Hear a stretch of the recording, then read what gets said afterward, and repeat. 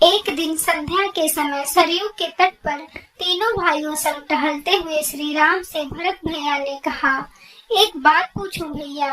माता कैकेयी ने आपको वनवास दिलाने के लिए मंथरा के साथ मिलकर जो षड्यंत्र किया था, क्या वह राजद्रोह नहीं था? उनके षड्यंत्र के कारण एक और राज्य के भावी महाराज और महारानी को 14 वर्ष का वनवास झेलना पड़ा, तो दूसरी ओर पिता महाराज की दुखद मृत्यु हुई। ऐसे षड्यंत्र के लिए सामान्य नियमों के अनुसार तो मृत्यु दंड दिया जाता है, फिर आपने माता कैकेयी को दंड क्यों नहीं दिया?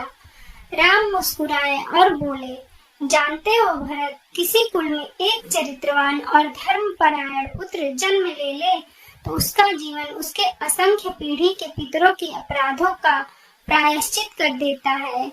जिस माँ ने तुम जैसे महात्मा को जन्म दिया हो, उसे दंड कैसे दिया जा सकता है भरत? भरत संतुष्ट नहीं हुए और बोले, यह तो मोह है भैया, और राजा का दंड विधान मोह से मुक्त होता है।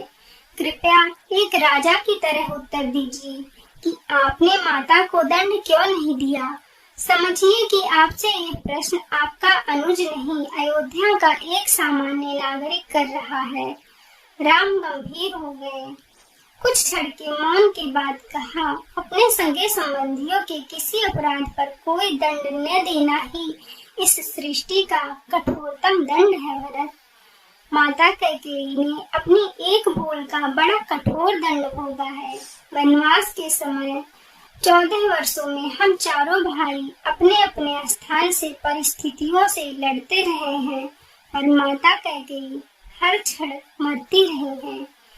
अपनी एक भूल के कारण उन्होंने अपना पति खोया, अपने 4 बेटे खोए, अपना समस्त सुख सम्मान खोया, फिर भी वे उस अपराध बोध से कभी मुक्त न हो सकी।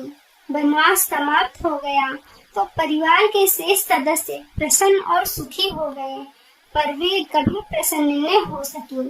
कोई राजा किसी स्त्री को इससे कठोर दंड क्या दे सकता है? मैं तो सदैव यह सोचकर दुखी हो जाता हूँ कि मेरे कारण अनायास ही मेरी माँ को इतना कठोर दंड भोगना पड़ा। राम के नेत्रों में जल उतर आया था और भरत आदि भाई मौन हो गए थे।